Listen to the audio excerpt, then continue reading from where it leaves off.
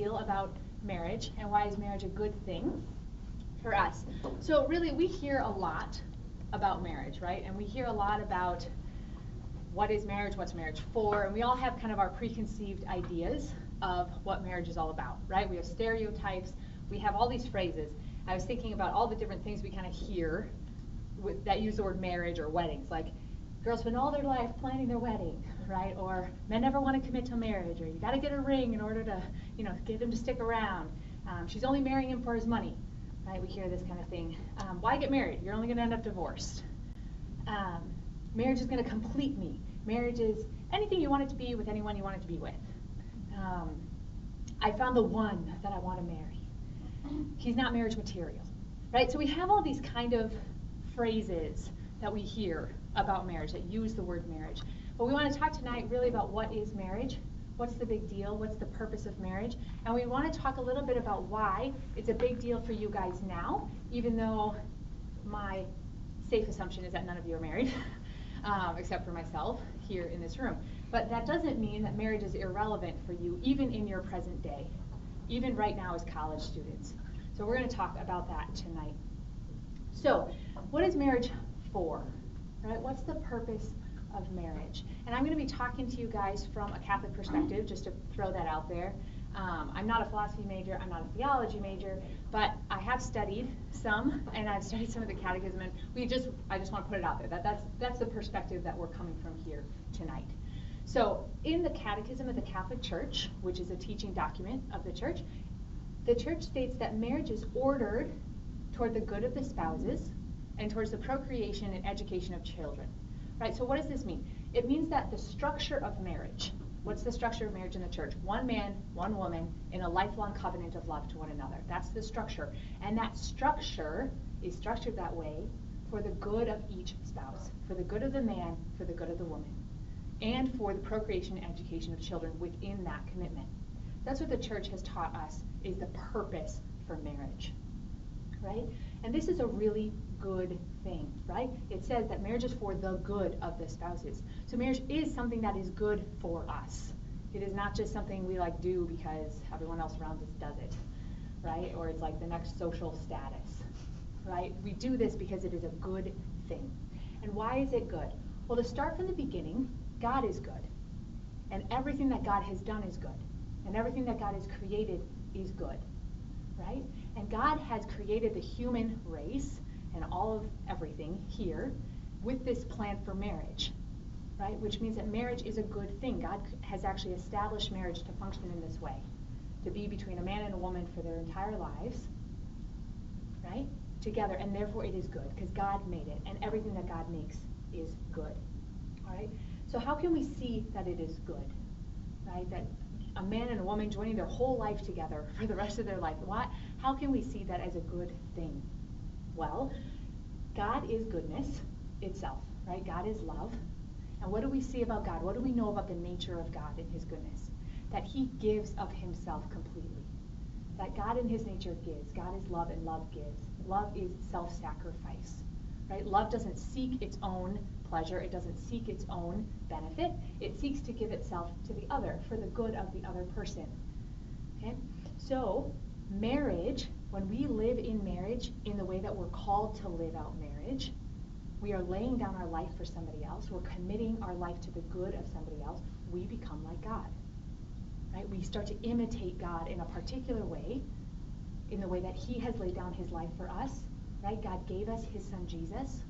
He gave everything. He gave his own self to us so that we could have salvation, so that we could be one with him, so that we could be like him, which is a good thing, right? If God is good and we become like God, that's good. We are good, right? And so in marriage, we can actually imitate God. We can lay our life down. We can sacrifice for another person in a particular way. And this helps us to become like God, which is good, right? So this is a good thing that we're called to do. So fundamentally, this is why marriage isn't just about, or even really about, finding completion, right? Or finding the person who fulfills me in all of my dreams. It's not about living happily ever after with somebody. Okay, this is often how we think of it, right? Because that sounds really awesome to be fulfilled, right? It sounds really great to live happily ever after. I mean, who doesn't want to live happily ever after? Everybody wants to live happily ever after, right? But marriage, if it's sought, if I seek to get married for my own good, right, just for me, because I want fulfillment, because I want to be happy, and so I'm going to, marry this person and they're supposed to make me happy, we're going to miss out on actually what does make us happy, which is dying to ourselves and giving ourselves to somebody else, right? Because this is how God is, and God has made us in his image, right? So the only way that we're actually happy is when we're actually like God. So we have to actually give of ourselves to be happy in the same way that God gives of himself. So marriage is supposed to imitate God. I'm going to say that over and over and over again probably, but really that's what its purpose is, right? And because that's its purpose, it's a good thing for us, because it's good for us to be like God. So this really sounds maybe a little bit like up in the sky, like, oh, that sounds wonderful, whatever. But I want to give you a message here of truth and of hope. Frankly, around us, what do we see? We don't see a whole lot of marriages that look like this, right? A whole lot of marriages that are actually one man and one woman giving completely of themselves for the sake of the other person. That tends to not be what culture tells us is the purpose of marriage, right? And it tends to not be what we see, even in our own families, right? Whether that's our own parents not living that way, whether that's relatives of ours not living that way, whether that's friends' parents not living that way. We don't see examples of this very often, and it's very easy for us to become discouraged and for to say, why? I mean, all I've seen of marriage is hurt, is anger, is loneliness, is unmet expectations, disappointment. Why would I even get into that mess? And we're seeing this trend happen. We're seeing more and more people decide not to marry at all. We don't want anything to do with it. It's too hard. It doesn't work, right? But what we want to tell you today is that it can work. And it can work if we think about it correctly, if we understand the purpose of marriage, right? And if we understand it's really for the good of the other person. It's really about laying our life down for the other person. When you marry somebody with that same mindset, marriage works. It works the way it was meant to work, right? So I can attest to good marriages. I know that they exist. So I'm here to tell you, even if you've never seen them, I have seen them. So if nothing else, you can at least say by association, you know one person who knows of somebody who had a good marriage. My parents have been married for 32 years this August, and they're happily married, and they love one another, and they love us children. And they have been an example to me of what it means to lay down their life in service and love for one another. Now, they don't have a perfect marriage. I don't want to give you this illusion that there's like some perfect marriage couple and it happens to be my parents, right? They've struggled. I've seen them struggle. But they have chosen to continue to love one another, no matter what the difficulties. And not only that, I was very, very blessed actually to grow up in an environment where I had a lot of friends, literally all of my friends in education. All of my friends in elementary school and middle school had good families. My family belongs to a community of families that live intentionally with one another. Thanks for coming back. Right, so my family's part of this community of other Catholic families, right? And frankly, none of my friends growing up when I was little got divorced. None of them. None of their parents got divorced. And none of them were second marriages. Okay? So I actually had no firsthand experience, obviously, of my own parents or even of my close friends around me in elementary school of people getting divorced. I really only saw really good marriages, which is a huge blessing for me. It set me up for that expectation that marriage is a good thing, and I'm really grateful for that. It wasn't until high school when my circle of friends kind of expanded, and I had friends in high school who their parents got divorced when they were in high school, right? And their parents' marriages started struggling a lot in high school, and then I started to see like, oh wow, like, I mean, I hear all this stuff, right, about divorce, but I hadn't actually experienced it till then.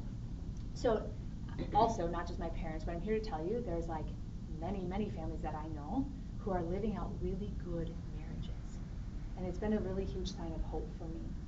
I know personally my husband Jimmy comes from a very broken family. His parents got divorced when he was 10. His mom has been remarried several times. His dad's been remarried a couple times. Every single person in his family is divorced. Every single one. There's not one aunt, uncle, grandparent that has stayed married to the same person for their life. So he had no real vision of marriages that could last and could stay together. And when he met my family and he met this group of people, when he came to Minnesota, that's where I'm from, he was like mind blown. Like, oh my gosh, I had no idea that this was actually possible. And it gave him a lot of hope for himself. So I just want to say that to you, that it is possible, whatever, regardless of what we've seen, that it really is possible to have good, healthy, holy marriages. Okay? So who doesn't want a good marriage? I mean, let's be real. Nobody goes into getting married thinking like, oh gosh, I mean, at least maybe some people do. I hope none of you in this room have this image of like, as long as I can stick it out for 5 years, success. That's a great marriage, right? 10 years, that'll be even better. But like, if I hit that 10-year mark and something happens, well, at least I got 10 years in. That was a pretty good go at a good marriage. Like, that's not how we like think about marriage, right? Nor do we say, wow, I just really am hoping that whoever I marry, I can end up tolerating for the last 40 years of my life, right? I mean, like, that's not the kind of marriage that we want for ourselves, where we just kind of tolerate our spouse for a long time, right? We all want to be in a marriage that lasts forever. We want to be in a marriage with somebody who's going to love us and who we can love sincerely forever. That's what we're made for. All right, and I think we can see this intrinsically in ourselves. So even if society tells us that it doesn't matter, that you can just get married and get divorced and get married and get divorced and it doesn't matter, I think the fact that all of us here would say, that's not what we want, speaks to something true. It speaks to something more true than, well, you can just kind of be married as long as you want and get divorced and get married and get divorced all you want and you'll be fine. None of us wants that. We don't go into marriage with that hope and expectation. Okay? So what is this pointing to? Well, it points to the truth that marriage is beyond ourselves, right? Marriage is beyond what culture tells us marriage is. And marriage was really instituted by God, that it's part of who he has made us to be, right? So God's love, what do we see in God's love, right? We see that his love is eternal. Like I said, we don't go into marriage hoping that it's temporary, right? We go into marriage hoping that it lasts forever, right? If it's not lifelong, if we were to get married and we were to think, man, I'm not really sure how long this is going to last as long as it can last, I guess, we're not free. None of us are free in that. None of us would be free in that kind of relationship, right? We're always then striving to keep that other person around as long as possible because we're not sure that they're going to stick around, right? We're not sure, we don't have confidence that no matter what I do, however weak they see me, whatever I end up looking like in 25 years, that they're going to stand by my side. We don't spend our life then in a marriage with that person free to really love them, right? We spend our whole life trying to keep them around or having them try to keep us around, right? We're not free to really give ourselves. If you're worried about that all the time, that's not going to be a healthy relationship for you to be in. And frankly, that's how a lot of us date. Right? A lot of us get into these dating relationships and it kind of revolves around how do I keep them around? How do I keep them liking me? What do I have to do? Right? And that tendency in our dating relationships will carry into our marriage. So I just want you to start thinking about that. Tabor's going to talk about that more, but how our mindset is now about the relationships we're in is not going to just like change all of a sudden when you get married. Who you are now is who you're going to be when you're married, right? So what else do we see? God's love is not only forever and eternal and lifelong and more than lifelong for us, but it's also exclusive. God doesn't love anything else the way he loves us as people. Right? Now God's infinite, and he has an infinite capacity to love infinite numbers of people infinitely, right? We're not like that. Probably a good thing that we're not like that. But we're not like that, right? So we don't have a capacity to love all people in the same way, to give all of ourselves to all people at all times. That's not how God created us. He didn't create us completely like himself, right? But we are able to give all of ourselves to one person. We are all able to imitate God in that way, that we can exclusively love one person and pour our whole self out to one person, right? And frankly, when you get married and you become one with your spouse and you make that commitment, that lifelong commitment, you have a unity together that anytime you give of yourself to somebody else, you're going to break that unity, right? Because you're not capable of being united to more than one person in an exclusive, I'm all in kind of way. I can't give all of myself to Jimmy and then all of myself to somebody else without taking something away from Jimmy. It's not possible. I can't do it. We're not wired that way. That's not in our nature. Okay? So exclusivity within marriage is an essential characteristic. Right? We need it to be lifelong, but we also need it to be exclusive. It's essential for the good of the spouse, for our own good, for the good of the person that we marry.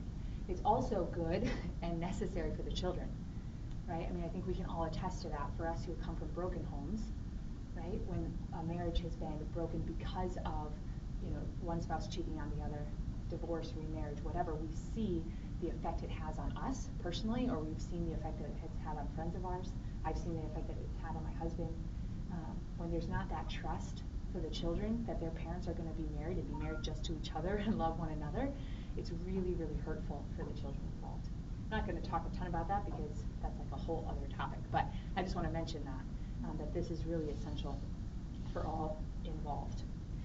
So I'm married. I've been married for 2 short years, so I can't really say that I am this example of a good marriage, at least not in terms of longevity, right? I mean, I don't have a lot of years behind me in terms of being married. So come talk to me in 50 years and we can have a different conversation. But I can say that we have a good marriage. I am married to a good man. I'm married to a man who loves the Lord and who loves me. But I want to say that Jimmy doesn't make me happy. And I know that sounds like a huge letdown and probably like I'm a terrible wife for saying that, but just to be really honest, he doesn't make me happy. He can't make me happy. It's not within his capacity to make me happy, right? Jimmy brings me a lot of joy. I receive a lot of joy through Jimmy and our relationship, but he can't make me happy.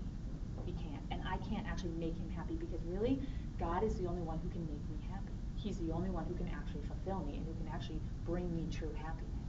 Now, the Lord God has chosen to do that through Jimmy in some ways. There is a way that I receive God's love for me through my husband. There's a way that he can receive God's love for him through me, his wife. But we can't make each other happy. And I think this is a myth that we live in, right? That we can make each other happy, and that's why we're getting married. She's going to make me happy. He's going to make me happy. I'll be fulfilled. But that's not true. And you're placing a burden. I would be placing a burden on Jimmy that he can't possibly bear if I expect him to make me happy. So we haven't lived happily ever after, right? We've lived. And frankly, we've brought in all of our baggage, right? All of the stuff that we had before we were married, all of the relationships, all of the family history, everything like that we were, December 29th, 2011, guess what? Was still with us on December 30th, 2011. It didn't just magically disappear. Okay?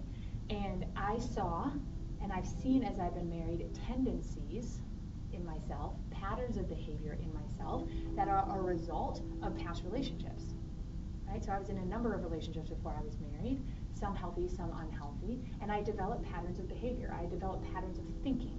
I developed expectations, what I thought men were like, or what I thought they should do, or what I thought how I should act, right? And I brought all of that into our marriage. And so Jimmy and I are sorting through some of that, right? We get into these conversations, like, where is this coming from? I'm like, oh, you're not like XYZ guy that I dated, but that's why I'm treating you this way, because I expect you to be like that, right? So I bring all of this into my marriage. Jimmy brings all of his family history into our marriage. All of the expectations, all of the fear, he brings that in to a certain extent to our marriage, and that's something that we have to deal with now. One of the best things that happened to Jimmy and I before we got married, before we even dated, is that we both had a period of time when we were single. An extended period of time, probably a couple years worth, where we actually weren't dating other people. And it gave us time to sort through some of this baggage. I still bring some of it with me, but the Lord had time. God had time to work with me. God had time to work with Jimmy through some of these things. He had time to do some healing, right, in me and in him, because we weren't constantly with somebody else. Right? We had time to just be ourselves, to just say, okay, God, deal with me, help me become who I want to be, right? Because I know that I wanted to be the best possible person I could be before I got married, right? Marriage is going to help you fix things in your life. Let me tell you right now, you are going to see more imperfections in yourself when you get married than you ever thought existed in the world, much less in yourself. But the goal, you don't go into marriage thinking I'll just wait till I get married and then I'll fix myself, right? My spouse will help me fix me. That'll be wonderful. None of us want to marry somebody who's like that. Who's like, I don't really need to change now. I'll just let that happen when I'm married. Right? That's not a really appealing attitude to have. Oh, thanks, dude. Don't you think you could have been a little bit better by the time you got married to me, so you could maybe, love me a little bit better? And we want to do that for whoever we are called to get married. Right? We want to love them well even now. And one of the best ways to love them well is to become the best person we can be right now, to grow in love at the best that we can now. So I just want to share that with you. That was one of the most helpful things for Jimmy and I, is that we had this period of being single before we got married to help us kind of sort through some of the baggage, to sort through some of the things that had happened to us in our life before we actually entered into marriage. So Tabor's actually going to talk a little bit about that, about what do we do now in this time? How do we actually prepare ourselves now for a good marriage, to actually set ourselves up for success in marriage?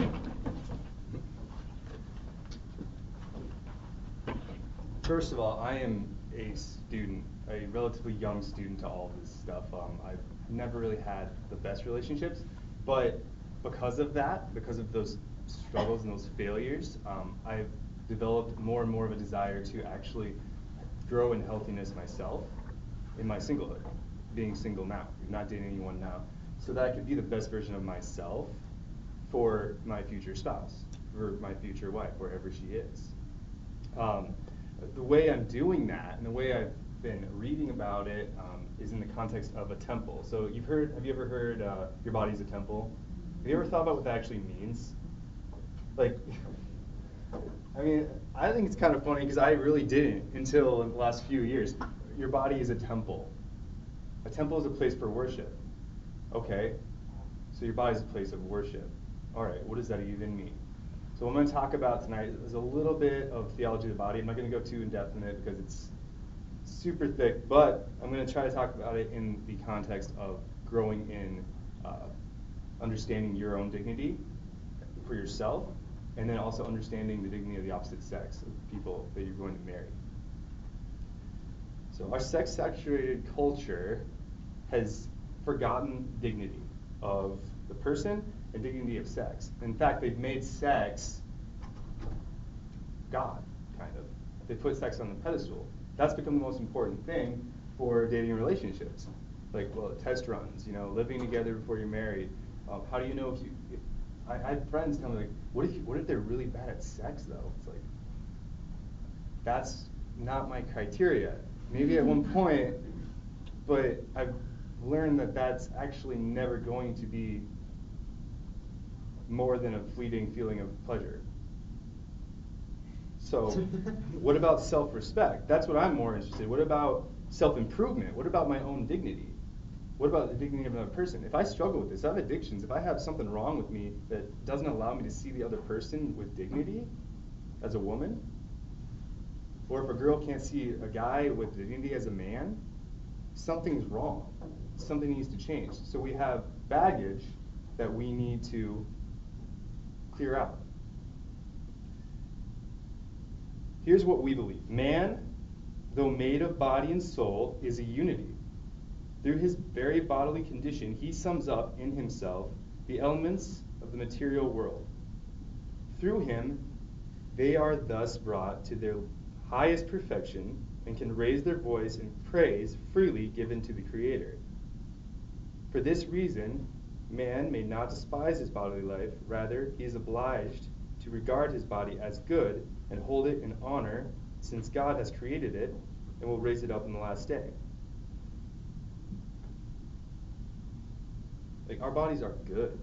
God made us good. She said this several times, that we are good. To believe otherwise is heresy. It's actually a heresy called Manichaeism, or Manichaeism. That your soul is good, but your body is bad. That's a heresy. Your body and your soul are one. They're in union. Once they're separated, what happens? You die. It's just a shell. But when your soul is united with your body, you are one. So we need to take care of our bodies now, and we need to look at each other's bodies and their differences and their similarities as temples. So make no mistake, God's creation is very good, and your body is very good. So temples. Think of a physical building. Everything exteriorly on the building and everything interior in the building needs to be maintained. Now, this goes into every union of your being. So body, soul, and mind. You need to focus on. Like last week, I talked about being a well-rounded person. Well, this needs to be done in order to actually be prepared for marriage. So I'm going to talk about those three things, body, soul, and mind, in the context of marriage prep for yourself. How are we preparing for a healthy mind, body, and soul? All right, there's a town in Bosnia called Shiroki Brijeg. I had to go and Google and have them pronounce it, and I still didn't get it right. But it's in Bosnia, and it has 13,000 plus inhabitants that have never seen or experienced in their life divorce. A place with no divorce. This exists. So when they go to church and they're getting married, and the bride and the bridegroom go up the aisle, they take with them a cross. They carry this big crucifix with them. And when they get to the front, the priest blesses the cross and says, "You have found your cross. It is a cross to love, to carry with you, a cross that is not thrown off, but rather treasured." And then he has the woman place her right hand on the cross, and the man place his right hand over her hand, and then he places a stole over their hand, and he blesses their marriage. And instead of kissing each other, you and I could kiss the bride, they kiss the cross. And then when they're done, they take that cross home with them, and they put it up somewhere as a symbol of their union, as a symbol of not just like, oh, this person's going to make me so happy. No, false. This person's going to bring you a lot of pain. But there's going to be so much joy that comes with you understanding that that person's never going to fulfill you, and you can actually look at that person with more love than you would being expectant. That's unconditional love, as opposed to conditional love, which isn't love at all. So rather than these people, if they ever get in problems, and they will have problems because they are human beings, rather than them going to counseling or finding a priest even, they can actually see that cross every single day in their house, drop on their knees and pray to God for help. My cross is heavy today, God. They didn't put the toilet seat down, I don't know. Anything as petty as that to something as extreme as like they are being tempted by another person to leave me. They could actually work through this because they understood from the get-go that they were taking on a cross. They were given a wisdom in their marriage prep. In their time in singleness, into singlehood, into matrimony, they were given time to prep, to grow in wisdom and knowledge of themselves and knowledge of the other person, that they are going to be crossed with baggage. Because I don't know if any of you went to Mallory's talk a few weeks ago when she was talking about baggage. It was like a month ago, about dating. Like 1 + 1 doesn't equal 0. Does that make sense? One person's baggage, another person's baggage. When you consolidate, you're consolidating all your stuff, your TV, everything like that, right, in the same house. But you're also consolidating all your problems. And sometimes your problems are going to feed each other. And if you haven't addressed that, it's not going to work. It's going to be more pain than joy because you didn't take the time to mentally, physically, and spiritually prepare yourself for this marriage. And she or he didn't take the time to do that either. You looked at each other with too much emotion and not enough rationality. I'll get to that in a moment. So back to this place in Bosnia. I'm just going to say Bosnia. These people dropped to their knees like Christ dropped to his knees, accepting the cross to die for us, trusting in his Father. That's what that cross represents. The ability to drop to your knees, to carry your cross, expecting your Father to give you the grace to move forward. A side note, and I won't go too deep into it either because it's the same thing that she was talking about, is the children. The children in these families grow up seeing this cross. They grow up seeing it and desiring that for themselves, and knowing from the get-go that they're never going to find another human being that's going to complete them, but in fact, they know Jesus Christ will complete them, and that Jesus Christ is going to lead them to another person that will bring them joy, another vessel of his love to work through, if that makes sense. So the kids grow up doing the same thing, going to that same church, having that same blessing, taking that same cross home to their houses, in raising kids in that environment. A lot of you probably came from broken households, or you have friends or family that did, and you saw a lot of pain, and some of that pain was given to you. This can be undone if you take the time to mentally, physically, and spiritually prepare yourself. So how do you embrace your dignity? Well, I have some ideas. I'm not going to answer all your questions tonight. I mean, that would take forever. But here's some ideas. So for your soul, if you want to prepare your soul for marriage, you need to encounter Jesus Christ, because he came here to die for you, to show you how to love, to actually be self-sacrificial for you, that you can actually have something to be modeled after, or to model yourself after. You can learn how to embrace your cross for someone else, how to love others more than yourself, how to be unconditional in the way you treat others. If you are robotically going through the motions of Christianity, and a lot of us do this, stop doing that. If you go to church and you don't remember praying once, you're just kind of there, don't do that. This is your family. Learn how to love your family. Spend time with your family. Be intentional with the time you're spending. Like, look them in the eye. You know what I mean? Look God in the eye when you're at Mass or at church, wherever you're at. Learn how to trust God as a father and not as the fun uncle. Let me explain that. I was listening to this talk with Father Mike Schmitz, and he's talking about, and he's a priest from Minnesota, and he works at a Catholic center kind of like ours. And he was talking about when he was hanging out with his nephew, and his nephew had a splinter in his foot. And so Father Mike, he's Uncle Father Mike, he went and got some tweezers, and he said, "Okay, buddy, let's get that out of here." And the kid started screaming, because he was like, "This is going to be painful. This is going to be painful." And the boy, his nephew's dad came home and said, "Okay, Father Mike, no, I got this, I got this." He took it, and he said, "Come here, buddy, let's get this out." The kid stopped crying, and he trusted his father to get that splinter out. Now, how often, and myself, I have a nephew, and whenever I scold this kid, he screams at me, he tries to hit me, and he's mad. I'm no longer fun Uncle Tabor whenever I try to discipline him, but as soon as his parents do, he's all ears. Why? Because he trusts them as parents, as he trusts his dad as a father, not as the weird fun uncle, you know? How often do we do that same thing? God, it's so fun. Bobcat Awakening is so fun. I love you guys. You're so fun. Wait, you want me to break up with my boyfriend or girlfriend? Wait, you want me to change schools? Wait, you want me to change majors? Wait, you want me to possibly go into religious life? Wait, no, that hurts. You're just the fun uncle. You're not fun anymore. All right, I'm done. We do it all the time.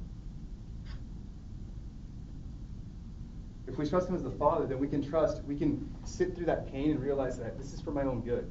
And he pulls the splinter out. He separates that lie out from you. He clears you. He cleans you. He cleanses you. We also have the sacraments for this. Like, this is where heaven and earth kiss, the sacraments. I won't go into depth with them, but matrimony is a sacrament too. If this seems really hard, it is. It is hard. I'm not going to lie, but the joy greatly outweighs the pain, just like a healthy marriage. God is married to us. Jesus is married to us. We model marriage after him. Body. So that was soul. Now we're going to talk about your body. Selflessness. This is the key for preparing your body for marriage. Now we already talked about this in soul, but selflessness in your body. This means like actually taking control of your body. Having self-control of your body. Being able to self-sacrifice things that you want to do for the good of another person.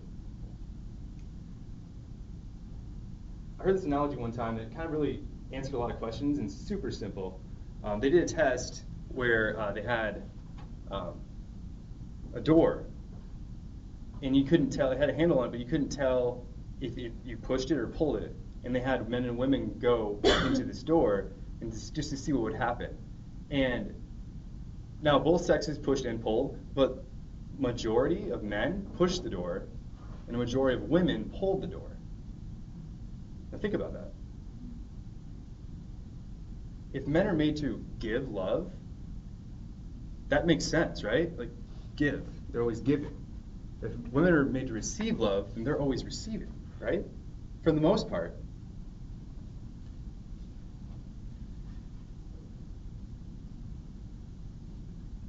We need to learn how to be in one flesh.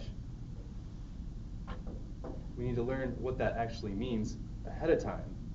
That you, as a man, have a responsibility towards your woman, and a woman, you have a responsibility toward your man that isn't the same. Men receive love by giving it. Women give love by receiving it. Does that make sense? Is that redundant? That's how men and women fit together. Just look at the physical act. Look at sex, giving and receiving, and then life is created. This is what I talked about last week with the Trinity. The Father is always giving his love to the Son. The Son is always receiving, and that love is so powerful it creates another being, the Holy Spirit. Just like that, marriage between a man and woman is the man giving his love, the woman receiving it, and then with their bond, creating life. A child. That's the reproduction part of marriage. That's why we're all in this room, honestly.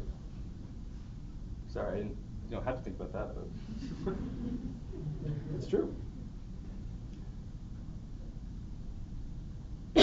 As far as separation, or being separate from your spouse for now, to be stronger physically, you need to actually take care of your body. It means watching what you eat. It means watching how much time you're spending not exercising. Easier way to say that, just exercise.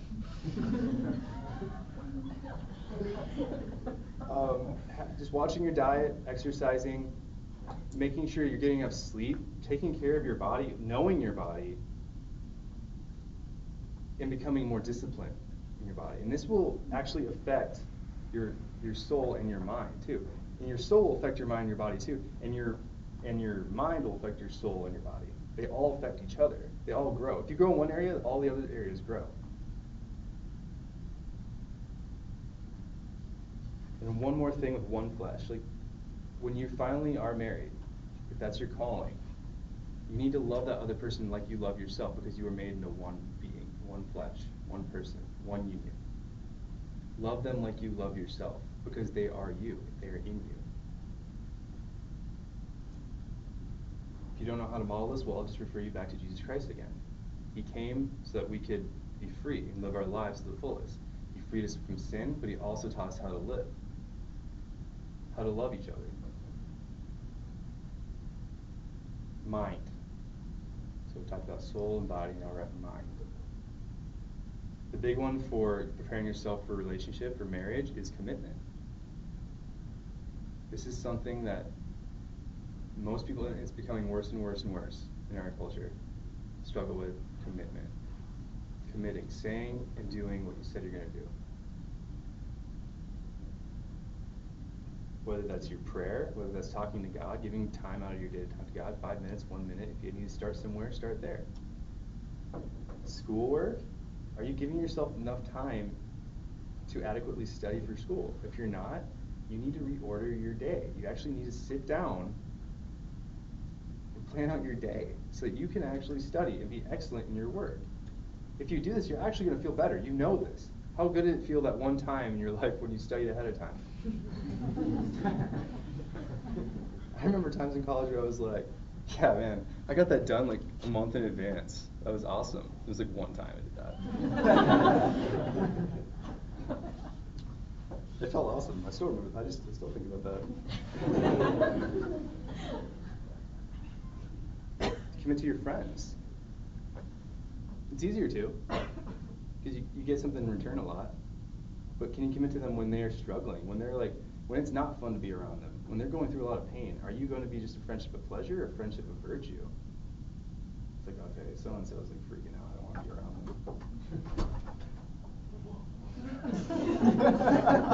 them.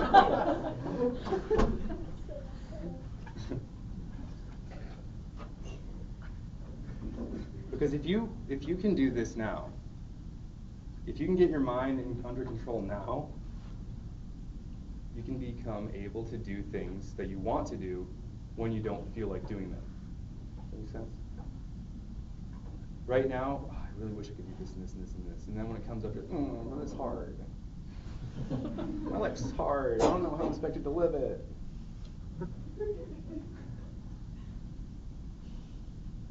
And if you do this too, you'll be able to see your own dignity. You'll be able to look yourself in the mirror and love yourself more and love others more too.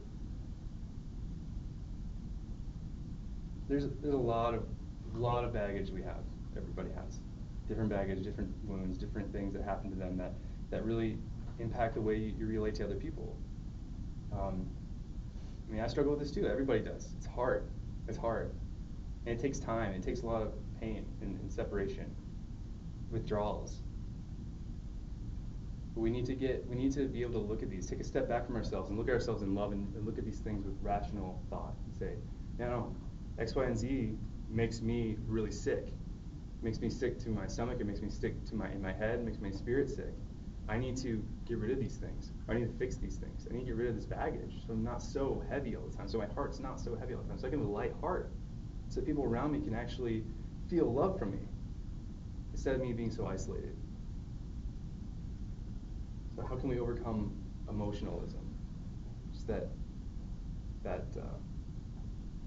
deep addiction to emotions. How I feel. She makes me feel so good. He makes me feel good. Well, he's tearing your life apart. Well, he makes me feel good sometimes. Is it worth it, though? All right, I've gone really long. I'm sorry. So the question is are you preparing now? Have you even begun? If you haven't, that's okay. Now's a good time to start. Not tomorrow. Now. Right now.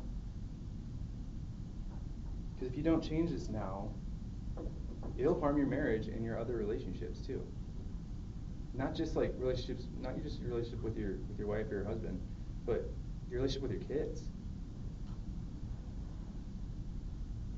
So think about that. I mean, do you ever think about that? I do sometimes. Like, man, do I want my kids to be like this?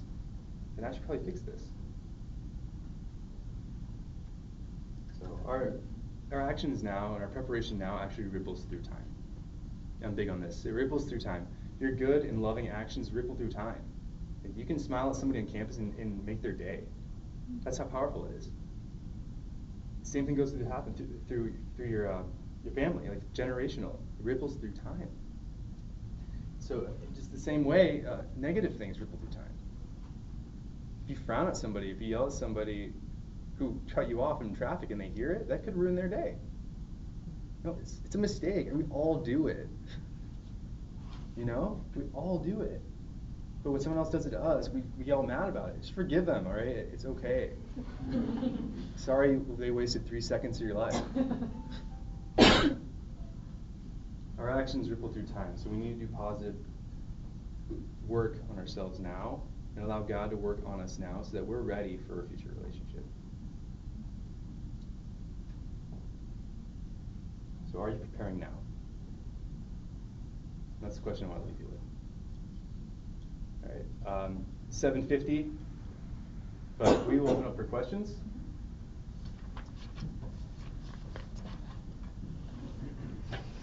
All right. Yes, John. So I kind of have 2 questions. You can handle it. The first one is situational. Okay. Listen, I'm dating this girl right now, and I mean, I'm completely in love with her. Completely. Like, when you know, you just know, False.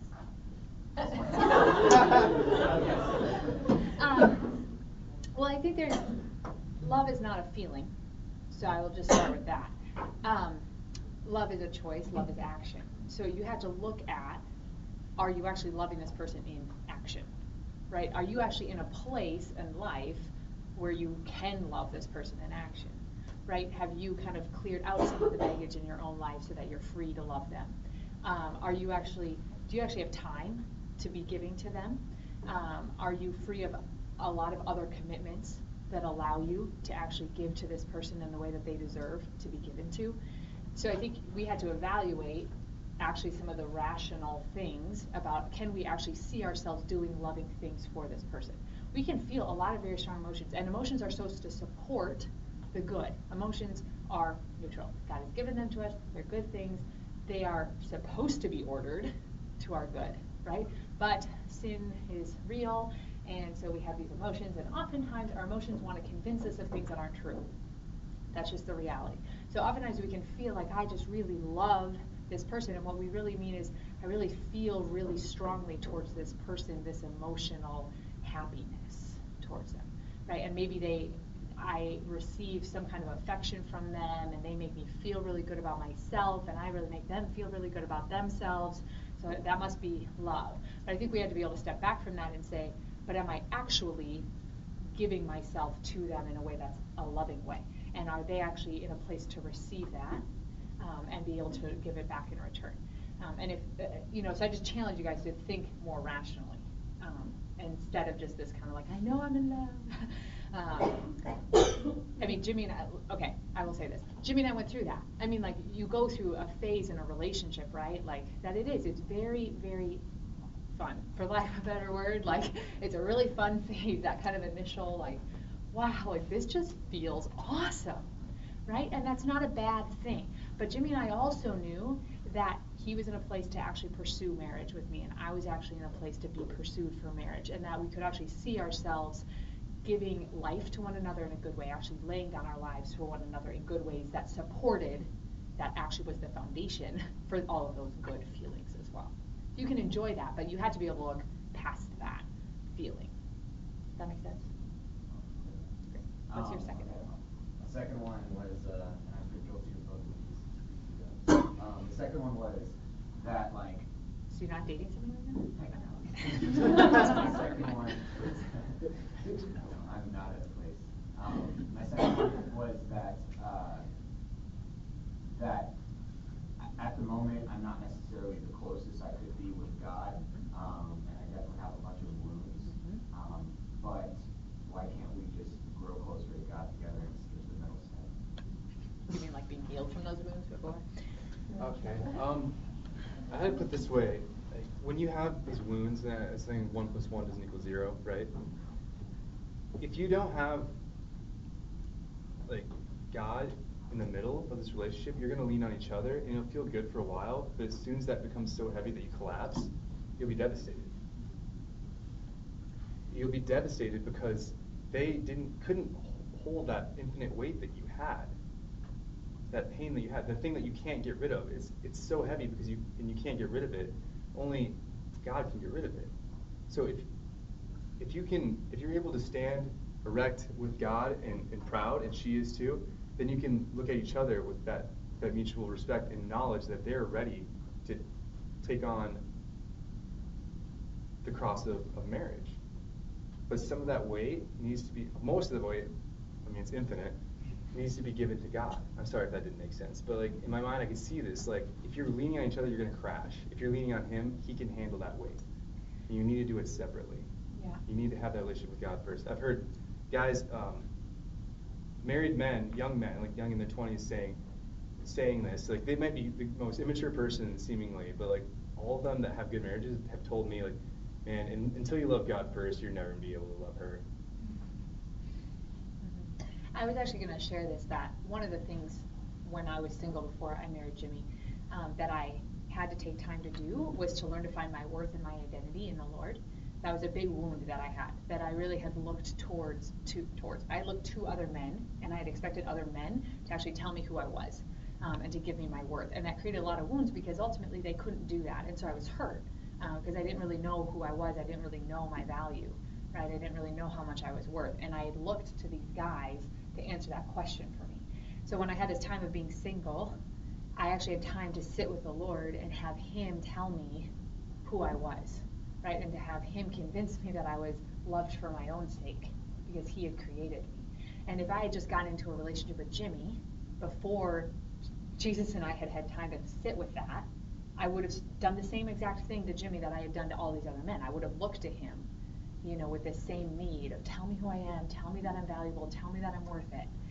And he can't do that. I mean, that like Tabor said, that's too heavy of a weight for him.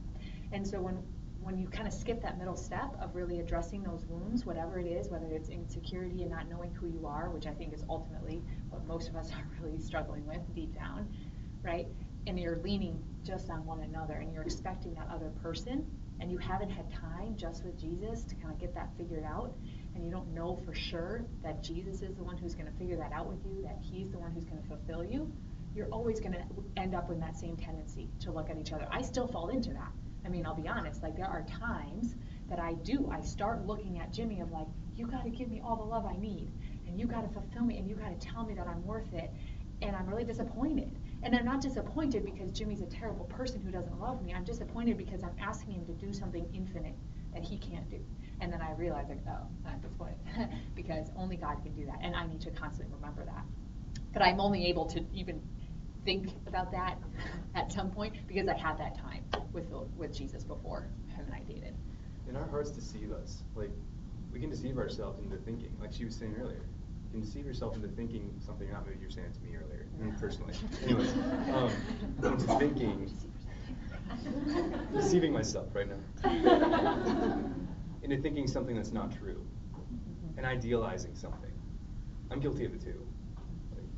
I'm still a student of this, but it's making a lot more sense the older I get, and the more I fail, the closer I get to understanding my own weakness so that I'm able to give that to God. And that's exactly what he wants. He wants your worst too. Not just your best. He wants your worst because he can use it. He can redeem it. Does that make sense? Anybody else have questions? Follow. Okay, you also talked about preparation for marriage and everything. I have a slide that it won't stop. That preparation won't stop when you get married.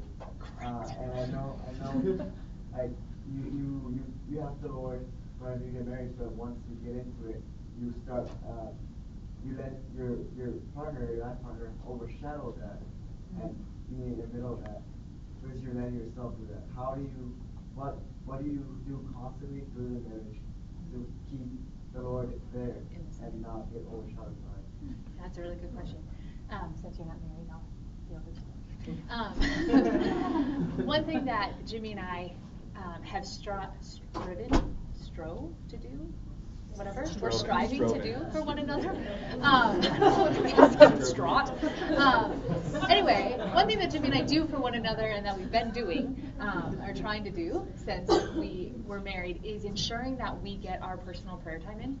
That's like actually a very huge thing for us, is to help one another have that time with the Lord every day, to keep him at the center so that we remember that ultimately he's more important to me than Jimmy is, and Jesus is more important to Jimmy than I am to Jimmy. And so one of the best things that we can do for one another is provide that time, to say, hey, take this time, I'm willing to watch the kid. We have one right now, second on the way. So we make sure that each other gets that time, and we ask each other about that. Hey, have you gotten your prayer time in? So that's one big thing. Another big thing is, it's a lot of it is like this mental thing of being aware, like, oh, I'm really starting to ask too much of you. I'm starting to ask something of you that you can't give me. And seeking in prayer, like, okay, help me, Jesus, to not do that. So a big thing for us has been personal prayer. Another big thing is us praying together as a couple and actually spending that time together with Jesus and saying, you're actually more important. It's more important right now that we spend time together with you and asking for your help in giving you our lives and worshiping you, than it is for us to just like have a nice romantic night on the couch together watching a movie. So us making time in our life for him is one of the most essential things that we've done. It's a really good question. It's a struggle. It's not easy. Practice now.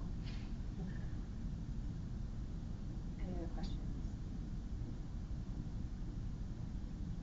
Yeah.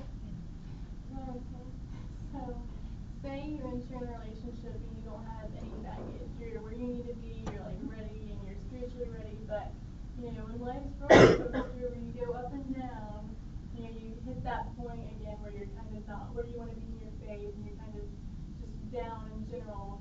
Would it be, but you're still in a relationship, you're not married, but you're still in a relationship, would it be more reversible for divorce to kind of step out rather than marriage, because you're trying to practice loving through thick and thin, to like step out, or should you just keep on pursuing your own go? You could add on to this. Like, I guess one thing that college students, I think, especially struggle with is settling. And maybe this is a new thought, but even if you know yourself that you're not where you want to be, you could settle with how you are. I'm not just happy with the way I am. When you know that it's probably going to hurt the other person later, or hurt yourself later, ultimately, by hurting the other person, I would do anything I needed to do to get right with God, to actually know Him personally, and to have surrendered everything that I'm struggling with. So, I mean, it kind of sounds like baggage anyway, but say baggage gets piled on later. If you're good where you're at, well, yeah, temptations happen, and you fall and you struggle and you sin. But if you can get that under control with God, where you've given it to Him and you trust Him that He's going to give it as a father, not as the weird uncle, like, then maybe you can pursue or be pursued again. I would say it's pretty situational. I mean, I think you have to know yourself. I think we all go through hard times. I mean, there's times when Jimmy and I were dating that he was particularly, not so happy. And we kind of had to look at that and say, okay, is this because of something in our relationship, right? Like, is there a way that we're relating that we're maybe, we didn't have a perfect relationship, so us looking at like, okay, is this kind of downtime in your life or in my life because of our relationship? Like, are we actually bringing each other down? Or is this just because life happens and sometimes you have some rough times and sometimes your mom is going through a really hard time and that's really affecting you, and you know what I mean? And so we kind of had to discern, like, is this because of our relationship or not? And if it wasn't, there was a sense of like, okay, we actually still feel like the Lord is calling us to be together, and we need to learn how to kind of work through this together. How can I be a support to you? How can I also make sure that I'm not the only support to you? Because that can be the other thing that can start to happen in a relationship if you stay when somebody's going through a really hard time, is it can become dependent, right? Like, oh, they're going through a hard time and I can't ever leave them because they're going through a hard time and I'll just make it worse if I leave. And we don't want that. You don't want an unhealthy dependency on one another. So some of it, when him or I would go through these kind of harder, slump times that you go through, it was, hey, okay, are you still praying? Are you taking good care of yourself? Are you having good relationships with other people, for me, like with my girlfriends, with him, with his guy friends, making sure that he was getting cared for by more than just me, that I wasn't the only one trying to bear him up in this hard time. So I think you kind of got to look at it in the situation and say, is this caused by us and by our relationship, that there's actually something here because of Jimmy and I took a break, and we had been dating for 7 or 8 months, and we broke up for a couple months because there was something going on in his relationship, in himself, that he hadn't dealt with enough, right? So he had to take some time away from me and say, look, I got to deal with this, and I can't put that on you to deal with this with me. I actually need to deal with this myself. And he was able to take some good time to do that and come back to me and say, hey, I think I'm ready. I think we can begin again. And it doesn't mean he was all of a sudden perfect and we've never dealt with that issue, whatever, ever again. It just meant that he was actually now in a better place, in a stable place, to be able to care for me again. So I think you've got to kind of evaluate that as you go. But you're right. I mean, if we leave at like the first sign of trouble in a relationship, like, oh, sorry, you're having a bad day, adios. Like, obviously that we need to check our own level of commitment. Like, are we willing to actually commit to somebody or not? Or are we just looking for like, well, you're really easy to be with, like Tabor said. Like, it's really great to be around you. You make me really happy right now. Oh, you don't? Oh, bye. We don't want that either. So it's good to have good people in your life when you're dating, older people who've been through it before that you can talk to, because they can kind of help you sort through some of those questions individually, because a lot of it's a case by case kind of thing. Gabby?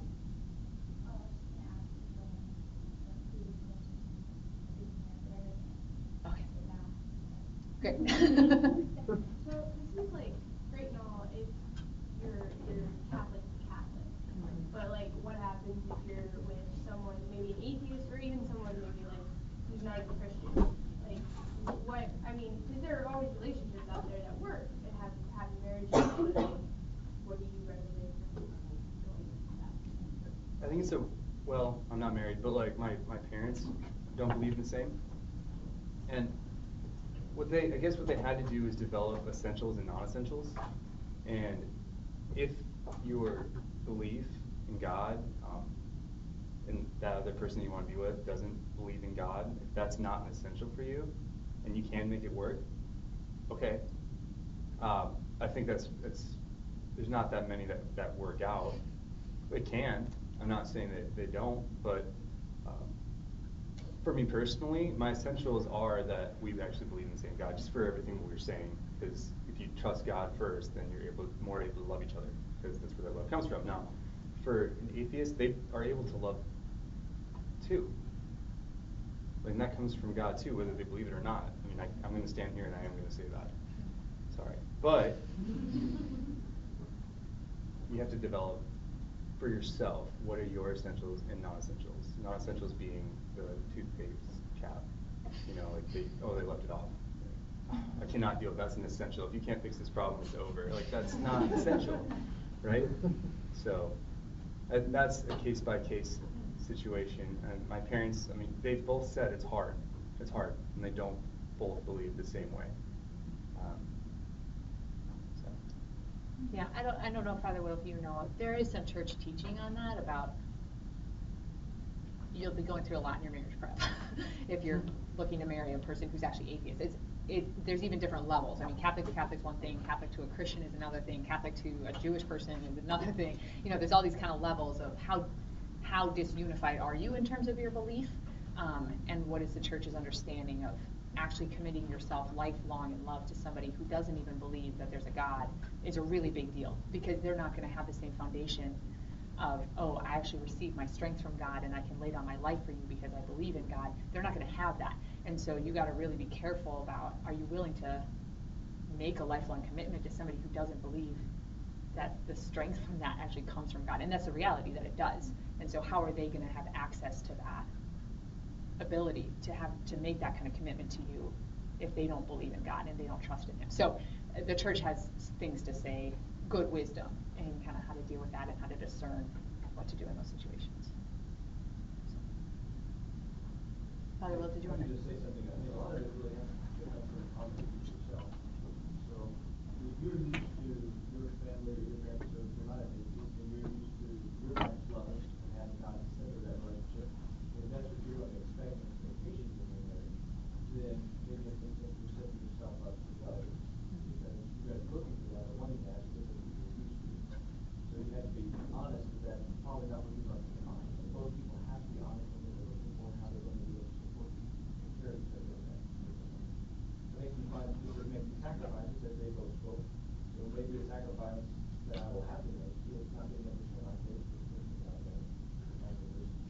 And also, too, I think a lot of it has to do with you have to be able to respect the other person.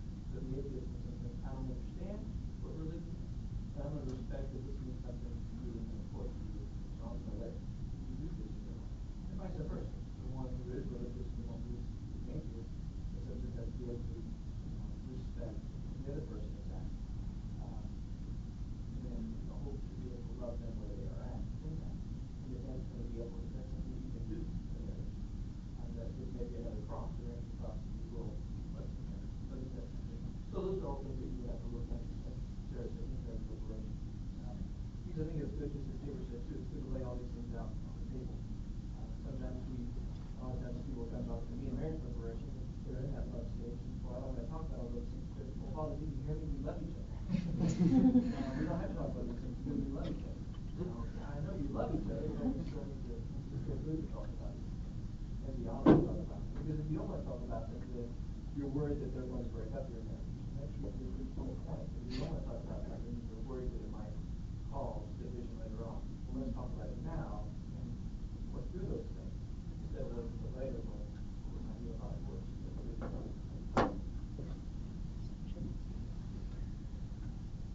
Okay, any other?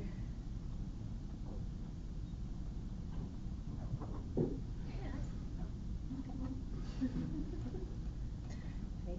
Well, thanks guys for coming out. I mean, we'll be around if you want to chat more personally.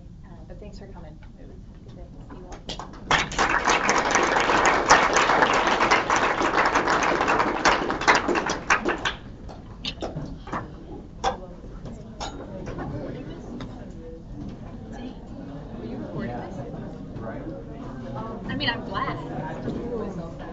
video or just audio?